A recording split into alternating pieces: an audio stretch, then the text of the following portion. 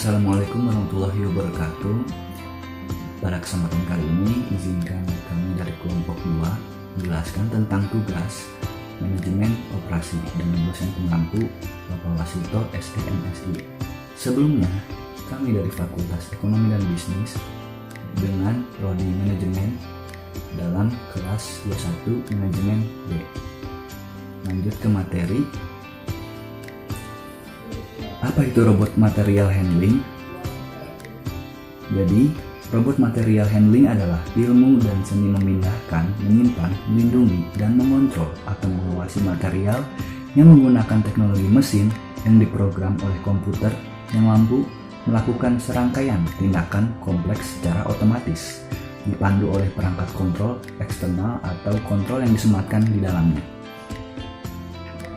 Bagaimana penanganan material robotik bekerja? Biasanya, robot penanganan material ini digunakan untuk mengambil produk atau memindahkan barang di atas atau di luar sabuk kontainer.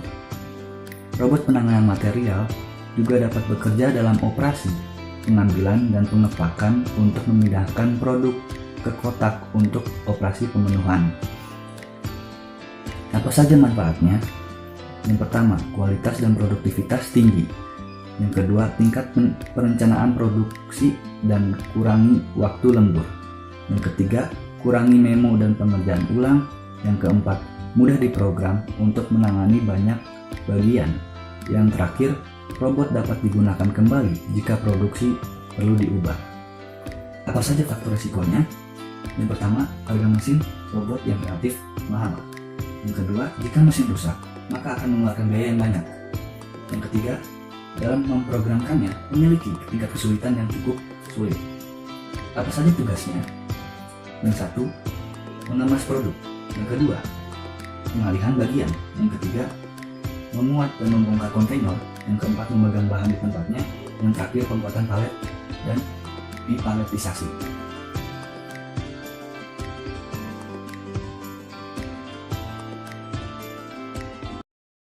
Selanjutnya ada robot silindris atau robot silinder. Robot silinder mempunyai sambungan untuk rotasi dan sambungan prismatik untuk gerakan sudut di sekitar sumbu sambungan. Sendi putar bergerak dalam gerakan rotasi di sekitar sumbu yang sama. Sebaliknya, sendi prismatik akan bergerak secara linear. Tangan utama robot silinder naik dan turun. Sebuah silinder yang terpasang di lengan robotik menghasilkan gerakan ini dengan meregangkan dan menarik dirinya sendiri. Roda gigi dan motor menggerakkan gerakan dari banyak versi robotik silinder ini. Sedangkan silinder pneumatik menggerakkan secara vertikal. Proses perakitan, pengelolaan peralatan mesin dan peralatan diecast dan pengelasan pot semuanya dilakukan dengan robot silinder. Untuk apa robot silinder digunakan? Untuk digunakan di ruang kecil dan ideal untuk objek yang memerlukan simetri melingkar, misalnya kabel atau pipa, sehingga juga cocok untuk pekerjaan pick up place standar dalam pengaturan manufaktur. Keunggulannya, robot basis silinder dapat melakukan perjalanan di antara titik-titik yang diperlukan lebih cepat daripada robot Cartesius. Kekurangan robot silinder adalah mengubah arah dari koordinat Cartesian ke sistem koordinat silinder biasanya membutuhkan waktu yang lama dan sistem kontrol yang lebih canggih. Sekian. Selanjutnya saya akan menjelaskan tentang robot artikulasi. Robot artikulasi adalah jenis robot industri yang menyerupai dengan manusia dalam konfigurasi mekanisnya. Cara kerja robot ini adalah robot berartikulasi 6 sumbu yang paling umum digunakan dapat melakukan perjalanan ke titik manapun dalam amplop operasi dengan cara yang diartikulasikan. Lengan terhubung ke pangkalan dengan sambungan memutar. Jumlah sambungan putar yang menghubungkan tautan di lengan dapat berkisar dari 2 sambungan hingga 10 sambungan. Dan masing-masing sambungan memberikan tingkat kebebasan tambahan. Sendi bisa paralel atau ortogonal satu sama lain. Robot artikulasi memiliki 6 derajat kebebasan adalah robot industri yang paling umum digunakan karena desainnya menawarkan fleksibilitas maksimum. Robot ini memiliki keuntungan yaitu kecepatan tinggi, jangkauan kerja yang luas, dengan penempatan ruang yang sedikit. Sementara kekurangannya adalah membutuhkan pengontrol robot khusus, pemrograman yang rumit, kinematika rumit. Aplikasi robot ini adalah untuk kemasan makanan, pengelasan busur, penanganan material, perawatan mesin, perakitan otomotif, pembuatan jembatan baja, dan aplikasi pengecoran. Selanjutnya robot sistem palletizing. Sistem palletizing ini sendiri merupakan sebuah robot yang digunakan dalam dunia industri, di mana melakukan kerja dengan cara memindahkan material dari suatu lokasi ke lokasi lain, tetapi tidak menggunakan perpindahan tempat. Di dalam robot palletizing, Anda bisa menemukan adanya beberapa komponen yang ada di dalamnya. Salah satu komponen yang wajib ada pada robot palletizing ini adalah komponen kunci, di mana komponen pengunci tersebut adalah berupa drum roll yang mampu mengerjakan tugas berdasarkan panduan dari komputer. Dalam desain robot ini ternyata juga terdapat beberapa komponen penting yang digunakan. Untuk lebih jelasnya, berikut ini penjelasannya. Yang pertama ada manipulator. Manipulator ini sendiri merupakan komponen di dalam robot palletizing, program yang mana merupakan lengan yang mampu memberikan gerakan robot seperti menjangkau, melipat, hingga menjangkau objek. Yang kedua, controller. Controller ini sendiri merupakan sebuah komponen yang memiliki fungsi untuk pengendalian dari gerakan yang diciptakan oleh robot. Yang ketiga, power daya. Ini merupakan sebuah komponen yang akan menyediakan tenaga pada controller dan manipulator sehingga akan mampu bekerja dengan baik. Jenis-jenis robot palletizing system. Yang pertama bag palletizing, yang kedua box palletizing, yang ketiga pile palletizing. Pengaplikasian robot palletizing ini sendiri bisa digunakan untuk berbagai macam industri. Sebagai contohnya adalah digunakan pada industri media yang akan membantu perusahaan lebih mudah untuk melakukan suatu pengepakan. Selain itu biasanya juga dimanfaatkan untuk industri lainnya seperti ember, tas, box, dan masih banyak lagi. Nama saya Arla Nur Amalia, NRP 21401073. Salah satu robot yang digunakan dalam proses industri adalah robot SCARA. Robot SCARA merupakan singkatan dari Selective Compliant Assembly Robot Arm. Memiliki wilayah kerja berbentuk donat dan terdiri dari dua sambungan paralel yang memberikan kepatuhan pada satu bidang yang dipilih. Poros putar diposisikan secara vertikal dan end effector yang terpasang pada lengan bergerak secara horizontal. Robot SCARA berspesialisasi dalam gerakan lateral dan sebagian besar digunakan untuk aplikasi perakitan. Robot SCARA dapat bergerak lebih cepat dan memiliki integritas yang lebih mudah daripada robot silinder dan kartesian. Keuntungan dari robot ini adalah kecepatan yang tinggi, konsistensi hasil kerja yang sangat baik, dan jangkauan besar untuk bekerja. Sementara untuk kekurangannya adalah membutuhkan pengontrol robot khusus, terbatas pada permukaan planar, dan sulit diprogram secara offline. Berbagai bidang industri bisa mengaplikasikan robot ini dengan baik pada macam-macam proses produksinya. Misalnya saja industri elektronik, otomotif, produk khusus, dan lainnya.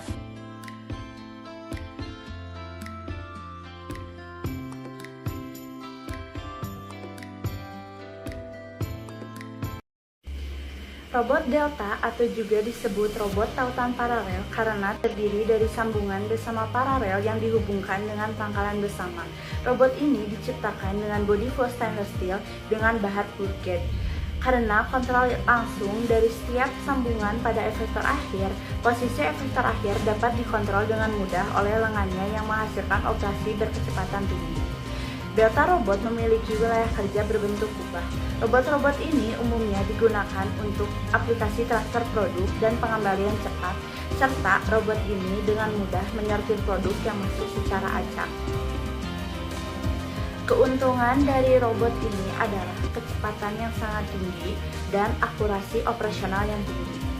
Kekurangan dari robot ini adalah operasi yang rumit dan membutuhkan pengontrolan khusus robot.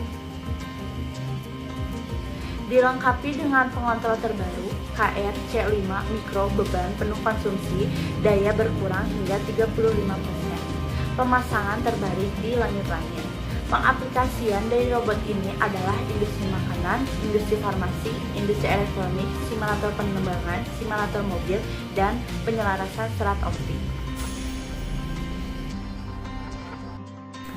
Robot Robot Cartesian juga disebut robot bujur sangkar atau gantry dan memiliki konfigurasi persegi panjang. Jenis robot industri ini memiliki 3 sambungan prismatik untuk menghasilkan gerakan linear dengan meluncur pada 3 sumbu tegak lurus, yaitu X, Y, dan Z. Mereka mungkin juga memiliki pergelangan tangan yang terpasang untuk memungkinkan gerakan rotasi. Robot Cartesian digunakan di sebagian besar industri aplikasi karena mereka menawarkan fleksibilitas dalam konfigurasi mereka yang membuatnya cocok untuk kebutuhan aplikasi tertentu. Robot ini berfungsi untuk mengangkat barang yang sudah terisi dan telah tertutup rapi untuk ditempatkan ke dalam kotak atau rak. Keuntungan dari robot ini adalah memberikan akurasi posisi tinggi, operasi sederhana, mudah diprogram secara offline, sangat dapat dikustomisasi, dapat menangani beban berat, lebih sedikit biaya. Kekurangan dari robot ini adalah membutuhkan area operasional dan instalasi yang besar, perakitan kompleks, gerakan terbatas hanya pada satu arah pada satu waktu. Aplikasi dari robot ini adalah untuk pilih dan tempatkan operasi, memuat dan pecah, penanganan bahan senjata, aplikasi perekat. Assalamualaikum warahmatullahi wabarakatuh. Perkenalkan, nama saya Nasya Jaira Putri dengan NPM 2140100058. Di sini saya akan menjelaskan tentang robot AGV. Robot AGV atau Automatic Guided Vehicle adalah mobil robot yang dapat berjalan berdasarkan jalur yang telah ditentukan. Mobil robot ini berguna untuk memindahkan barang dari suatu tempat ke tempat tertentu tanpa adanya operator, sehingga mengurangi angka kecelakaan kerja yang disebabkan oleh kelalaian pekerja. Fungsi dari robot AGV adalah sebagai alat transportasi yang dapat dikendalikan secara otomatis. Pentingnya alat transportasi otomatis sebagai pengantar barang dari lokasi yang satu ke lokasi yang dituju sesuai dengan jalur yang telah ditentukan. Cara kerja robot AGV terdiri dari 5 elemen penting. Yang pertama adalah sistem navigasi, yang kedua sistem keamanan, yang ketiga sistem tenaga, yang keempat sistem gerak, dan yang kelima pengendali kendaraan. Yang pertama, sistem navigasi. Bagian dari robot AGV yang bertanggung jawab untuk menerima dan memproses informasi untuk mengikuti rute atau arah yang telah ditentukan dan mengemudikan kendaraan. Yang kedua, sistem keamanan. Setiap robot AGV memiliki komponen keselamatan yang disesuaikan dengan fungsinya, memastikan bahwa gerakan dilakukan dengan cara yang paling aman. Yang ketiga, sistem tenaga. Robot Automated Guided Vehicle memiliki baterai yang memberi mereka energi yang mereka butuhkan untuk bergerak. Yang keempat, sistem gerak. Robot AGV mengintegrasikan beberapa komponen yang memungkinkan kendaraan bergerak dan melakukan tugas. Yang kelima, pengendali kendaraan. Robot AGV dipandu oleh pengontrol logika yang dapat diprogram atau VLC. Prinsip kerja robot AGV memiliki roda pembelok pada roda depan dan roda penggerak pada roda belakang. Sensor garis merupakan sensor yang dapat membaca dan membedakan warna garis pada suatu bidang data. Kelebihan robot AGV dapat menempatkan barang di lokasi penyimpanan yang sesuai. Kekurangan robot AGV memiliki sistem navigasi otomatis sehingga robot AGV berhenti di tempat yang tidak diketahui operator.